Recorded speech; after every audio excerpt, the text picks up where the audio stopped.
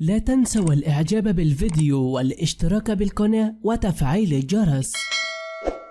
المغرب يرفض التصريحات الاستفزازية لأعضاء الحكومة الإسرائيلية. أعلن وزير الخارجية المغربي ناصر بوريطة أن بلاده تتبع بقلق التصريحات الصادرة عن بعض أعضاء الحكومة الإسرائيلية والتي كان فيها استفزاز لدول العربية واستفزاز لحقوق الشعب الفلسطيني. كذلك وقال الوزير المغربي في بيان أن المغرب يرفض دائما كل تصرف غير مسؤول وكل تصرف يمكن أن يكون تحريضا أو ذي أثر سلبي. وأضاف البيان أن المغرب الذي يرأس عائله جلالة الملك محمد السادس لجنة القدس يؤكد دائما على أن الحوار المفاوض هي الحل الوحيد للوصول إلى حل نهائي القضية الفلسطينية، وأشار إلى أن هذا الحل يأتي في إطار احترام الحقوق المشروعة للشعب الفلسطيني في إقامته دولة على حدود 1976 والقدس الشرقية كعاصمة لها تعيش